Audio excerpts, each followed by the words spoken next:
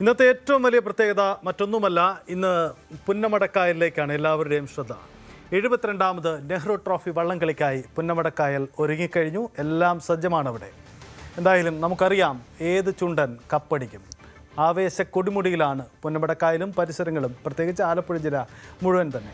വിശദമായി നോക്കാം. ശരണ്യ സ്നേഹജനും ഒപ്പം തന്നെ എൽദോപ്പോൾ പുതുശ്ശേരിയുമാണ് വള്ളംകളിയുടെ ആ മനോഹര കാഴ്ചകൾ പ്രേക്ഷകരുമായി പങ്കുവയ്ക്കുന്നത്. ആദ്യം ശരണ്യ, എന്താണ് ഇപ്പോഴത്തെ കാഴ്ചകൾ? വൈകിട്ടാണ് മത്സരം നടക്കുന്നത്, പക്ഷേ രാവിലെ മുതൽ കളം നിറയുക എന്നതാണ് ആലപ്പുഴയുടെ ഒരു പൊതുവായ രീതി. എന്താണ് ഇപ്പോൾ ആവേശ കാഴ്ചകൾ ആരംഭിച്ചു കഴിഞ്ഞു? എന്താണ് അവിടുത്തെ കാഴ്ചകൾ, ആവേശം?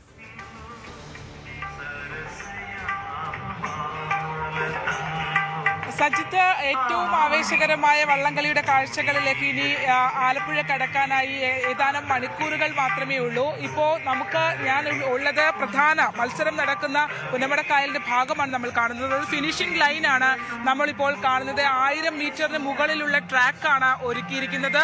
നേരെ ഓപ്പോസിറ്റ്, അതായത് ഇപ്പോൾ ദൃശ്യങ്ങൾ കാണുന്ന ഈ ഭാഗത്താണ് ഉദ്ഘാടന സെഷൻ നടക്കുക. നെഹ്റു പവലിയനിലാണ് ഉച്ചയ്ക്ക് മുഖ്യമന്ത്രി ഉൾപ്പെടെയുള്ള ആളുകൾ എത്തുക. കർണാടക മുഖ്യമന്ത്രി ശിവകുമാർ ഉൾപ്പെടെയുള്ള വിശിഷ്ട അതിഥികൾ ഇന്ന് ആലപ്പുഴയിലെ പുന്നമടക്കായലിലെ ഓളങ്ങൾക്ക് തീപിടിക്കുന്ന കാഴ്ച കാണാനായി എത്തും എന്നുള്ളതാണ്. അവസാന വട്ട ക്രമീകരണങ്ങളൊക്കെ പരിശോധിക്കുകയാണ്. നമ്മൾ ഇപ്പോൾ ദൃശ്യങ്ങൾ കാണുന്ന ഈ മുൻഭാഗത്തായി മാസ് ഡ്രില്ലിനായി ചുണ്ടൻ വള്ളങ്ങൾ അണിനിരക്കുമ്പോൾ ലോകത്തെ തന്നെ ഏറ്റവും മനോഹരമായ, ഏറ്റവും ആവേശകരമായ കാഴ്ചകൾക്ക് തുടക്കം കുറിക്കുമെന്ന് തന്നെ പറയാം. ട്രാക്കുകളൊക്കെ കൃത്യമായി ക്രമീകരിച്ച് തിരിച്ചിട്ടുണ്ട്. 4 ട്രാക്കുകൾ വീതമാണ് ഓരോ ഹീറ്റ്സിലും ഉള്ളത്. 3 ഹീറ്റ്സുകളിൽ 4 ട്രാക്കുകളിലും ചുണ്ടൻ വള്ളങ്ങൾ ഉണ്ടാകും. അവസാനത്തെ 2 ഹീറ്റ്സുകളിൽ 3 ചുണ്ടൻ വള്ളങ്ങൾ വീതമാണ് മത്സരിക്കുന്നത്. അങ്ങനെ 21 ചുണ്ടൻ വള്ളങ്ങളാണ് ഇത്തവണ പുന്നമടക്കായലിൽ ഈ വീറോട് കൂടി പോരാടാൻ തയ്യാറായി നിൽക്കുന്നത്. അതിനും അപ്പുറത്തേക്ക് മറ്റു കാഴ്ചകൾ നമ്മൾക്ക് കാണാം. ഹൗസ് ബോട്ടുകളിലൊക്കെ ടൂറിസം മേഖലയ്ക്ക് വലിയൊരു ഉണർവ് ഉണ്ടായിട്ടുണ്ട്. ഹൗസ് ബോട്ടുകളിലൊക്കെ നിറയെ സഞ്ചാരികൾ എത്തിയിട്ടുണ്ട്. വലിയ ഒഴുക്കാണ് ആലപ്പുഴയിലേക്ക് ഇത്തവണ ഉണ്ടായിക്കൊണ്ടിരിക്കുന്നത്. കാരണം കഴിഞ്ഞ ദിവസങ്ങളൊക്കെ വലിയ ചൂടായിരുന്നു സജിത്ത ഇവിടെ അനുഭവപ്പെട്ടിരുന്നത്. പക്ഷേ ഇന്നതേ കണ്ടോ, മഴ കാറ് വെച്ച് കയറുന്നുണ്ട്. വള്ളംകളിക്ക് മഴ ഒരു ആവേശം തന്നെയാണ്. മഴയ്ക്ക് മുന്നേ തുഴയെറിയുന്നവരാണ് കുട്ടനാട്ടുകാർ എന്നാണ് പറയുന്നത്.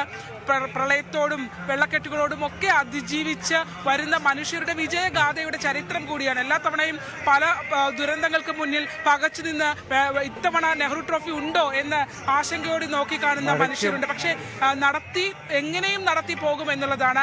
ഓഗസ്റ്റ് മാസത്തിലെ 2ാം ശനിയാഴ്ചയിൽ നിന്ന് മാറി ഇത്തവണ ഓണത്തിന് തൊട്ടും, അതായത് ഓണം എത്തിക്കഴിഞ്ഞു. ഓണത്തിന്റെ ഏറ്റവും വലിയ ആഘോഷത്തിന് നടുവിലാണ് വള്ളംകളി നടക്കുന്നത് എന്നുള്ളതാണ് പ്രത്യേകത.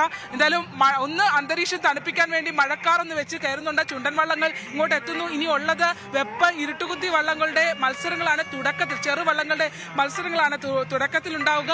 അതിനുശേഷമായിരിക്കും ഗജവീരന്മാരെ പോലെ ചുണ്ടൻ വള്ളങ്ങൾ അണിനിരക്കുക. കരിവീരന്മാർ ഈ ഓളപ്പരപ്പുകളെ കീറി മുറിച്ചുകൊണ്ട് എത്തും. വലിയ ആവേശമായിരുന്നു. നമുക്കറിയാം, കഴിഞ്ഞതിന്റെ മുൻപ് 2024 ഒരു 5 മൈക്രോ സെക്കൻഡ് നഷ്ടപ്പെട്ട കപ്പിന് തിരിച്ചടിച്ചുകൊണ്ട് കഴിഞ്ഞ തവണ കൈനഗിരി ബോട്ട് ക്ലബ്ബ്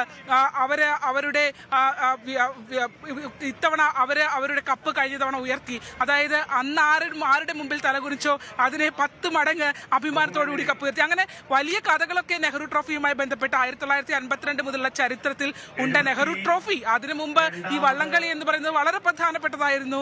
രാജകീയ ഉത്സവമായിരുന്നു. പോരാളികളുടെ കൈക്കരുത്തും മനക്കരുത്തും കാണിക്കുന്ന ഉത്സവമായിരുന്നു.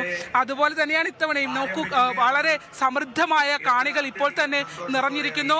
പവലിയനുകളൊക്കെ ആവേശകരമായി മാറുന്നു. പല ഇടങ്ങളിൽ നിന്നും സഞ്ചാരികൾ എത്തുന്നു. ക്രമീകരണങ്ങളൊക്കെ മെച്ചപ്പെട്ട രീതിയിൽ തന്നെ ഉണ്ട്. പക്ഷേ ഇതുപോരാ, ഇനിയും വേണം എന്നുള്ളത് തന്നെയാണ് എല്ലാവരുടെയും ഒരു പ്രതീക്ഷ.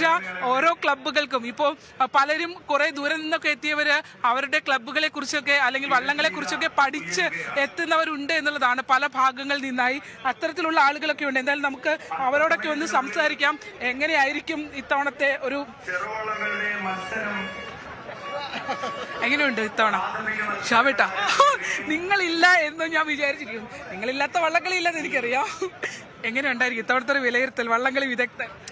ഇത്തവണ എല്ലാ തവണയും പോലെ നമ്മൾ വലിയ പ്രതീക്ഷയിലാണ് വന്നിരിക്കുന്നത്. പക്ഷേ ഇത്തവണ നടുഭാഗത്തിന്റെ ആൾക്കാരാണ് കേട്ടോ, ഒരിക്കലും മാറ്റമില്ലാത്ത നടുഭാഗത്തിന്.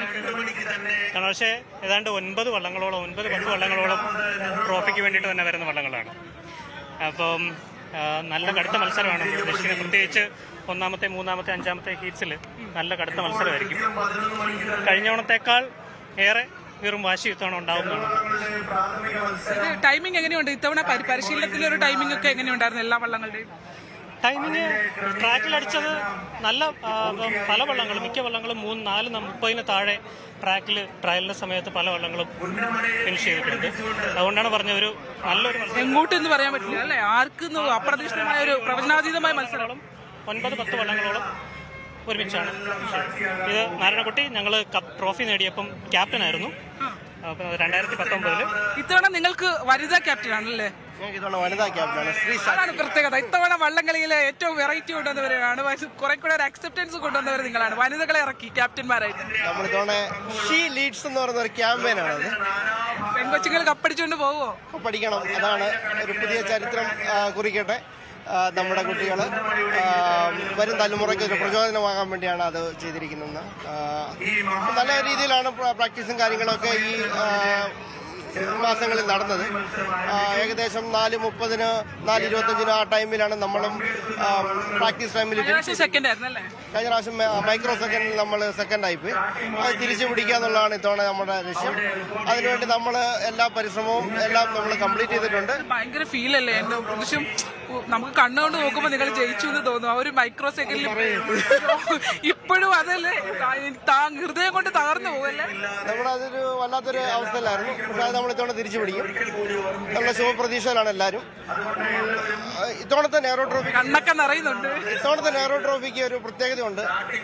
പ്രൈസ് മണി ഇൻക്രീസ് ചെയ്തവർ 25 lakhs. അത് ഇങ്ങനെ നോക്കി കാണുന്നു. 25 ലക്ഷമായിട്ട് കൂടി ഒരു എല്ലാ ടീമുകളും ഇപ്പൊ കണ്ടില്ലേ, കഴിഞ്ഞ പ്രാവശ്യമൊക്കെ ഒരു 4 ടീം 5 ടീമൊക്കെ കപ്പിന് വേണ്ടി വരുമ്പോൾ ഇപ്പോൾ 8-9 ടീമുകൾ കപ്പിന് വേണ്ടി വന്നിരിക്കുകയാണ്. അപ്പോൾ അതൊരു എൻകറേജ്മെന്റ് ആണ്. ഇപ്പം പ്രൈസ് മണി ഇൻക്രീസ് ചെയ്തു. അത് അവർക്കൊക്കെ ഒരു ടീമിനും ക്ലബുകൾക്കും വള്ളസമിതികൾക്കും ഒക്കെ ഒരു ആശ്വാസമാണ്. കുറച്ചുകൂടെ വേറൊരു വർഷം എന്ന് പറയുമ്പം ഓരോ വർഷം ചെല്ലുന്തോറും നെഹ്റു ട്രോഫിക്ക് ഒരു വള്ളം കൊണ്ടുവരാനുള്ള ചെലവ് കൂടിക്കൂടി വരികയാണ്. ഇപ്പം നമ്മുടെ വള്ളം തന്നെ ഒരു 1.5 കോടിക്ക് ചെലവാക്കിയിട്ടാണ് ഞങ്ങളുടെ വള്ളം തന്നെ വന്നിരിക്കുന്നത്. അങ്ങനെ പല വള്ളം, മിക്ക വള്ളങ്ങളും ഈ മുൻനിര കളിക്കുന്ന മിക്ക വള്ളങ്ങളും അത്രത്തോളം ചെലവാക്കിയിട്ടാണ് വരുന്നത്. 25 ലക്ഷം എന്നുള്ളത് ഒന്നും അല്ല അല്ലേ? 25 ലക്ഷത്തിൽ വലിയ കാര്യം തിരിച്ചൊന്നും കിട്ടുന്നില്ല. പക്ഷെ തിരിച്ചു കിട്ടുന്നത് നമ്മുടെ ആ ഒരു സന്തോഷം മാത്രമാണ്. നമ്മുടെ ജയിക്കുമ്പോൾ കിട്ടുന്ന ആ ഒരു ഫീല് മാത്രമാണ്. നമ്മുടെ ബാംഗ്ലൂർ ടീംസ് ഒക്കെ വന്നിട്ടുണ്ട്, എല്ലാവരും എത്തിയിട്ടുണ്ട്. ഇവിടെ എല്ലാവരും ഉണ്ട്. വൻ സംഘങ്ങളെയൊക്കെ നിരത്തിക്കൊണ്ട് തന്നെയാണ്. എന്ന് പോകുന്നു ആലപ്പുഴയ്ക്ക്? ആലപ്പുഴയ്ക്ക് എന്ന് പോകുന്നു? ആലപ്പുഴയ്ക്ക് എന്ന് പോകുന്നു? ആലപ്പുഴയ്ക്ക് എന്നാ വന്ന മെഞ്ഞാന്നോ? അല്ല ഇന്നലെ തൊട്ടുണ്ട് ഇവിടെ ഈ ഏരിയയിൽ. വൻ പിന്തുണയായിരിക്കും ഉണ്ടാവാൻ പോകുന്നത്. എത്ര പേരെത്തി നിങ്ങള്? ഞാനിപ്പോ ബാംഗ്ലൂരിൽ ഞാനും വിപിനും നമ്മള് മൊത്തം 10 പേരുണ്ട്. അതാണ് എല്ലാവരും. ഇവരൊക്കെ തലേദിവസം എത്തിയവരാണ്. നേരത്തെ പറഞ്ഞതുപോലെ തന്നെ, അദ്ദേഹം സൂചിപ്പിച്ചതുപോലെ തന്നെ പ്രധാനപ്പെട്ട ഒരു കാര്യം എന്ന് പറയുന്നത് ഇതാണ്. ഓരോ കരകളുടെയും അവരുടെ ഒരു വികാരമാണ് വള്ളങ്ങൾ എന്ന് പറയുന്നത്. അപ്പോൾ സ്വാഭാവികമായും ഇപ്പോഴും പറഞ്ഞു, കഴിഞ്ഞ തവണ മൈക്രോ സെക്കൻഡിൽ പിന്നിൽ പോയവരാണ് അവർ നടുഭാഗത്തിന്റെ ആരാധകരാണ്. അപ്പോൾ നടുഭാഗത്തിന്റെ ആളുകളാണ് അവർ. അപ്പോൾ അങ്ങനെ പോയ ആൾക്കാരാണ്. അപ്പം ഇപ്പോഴും പറയുമ്പോൾ കണ്ണെന്നറിയുവാണ്. അതാണ് ഒരു ഫീൽ എന്ന് പറയുന്നത്. വലിയ സന്തോഷം എല്ലാവർക്കും ഉണ്ട്, പ്രതീക്ഷകളുണ്ട്. പിന്നെ ഇത്തവണ പ്രൈസ് മണി കൂട്ടിയിട്ടുണ്ട്. അപ്പോൾ അത് കുറച്ചുകൂടെ വള്ളങ്ങൾക്ക് വരാനുള്ള ഒരു പ്രചോദനമുണ്ട്. കഴിഞ്ഞ തവണ ഒരു 3-4 വള്ളങ്ങളായിരുന്നെങ്കിൽ ഇത്തവണ അതിനേക്കാൾ കൂടുതൽ ടൈറ്റ് ആയിട്ടുള്ള ഒരു മത്സരം കൊണ്ടുവരാൻ പറ്റിയിട്ടുണ്ട് എന്നുള്ളതാണ്. കഴിഞ്ഞ വർഷത്തെ ജേതാക്കൾ വില്ലേജ് ബോട്ട് ക്ലബ് കൈരഗിരി, അവർ ഇത്തവണ തന്നെ ഒന്നാമത്തെ ഹീറ്റ്സിൽ തന്നെ അവരുടെ പ്രകടനം എന്തെന്ന് നമുക്ക് കാണാൻ കഴിയും.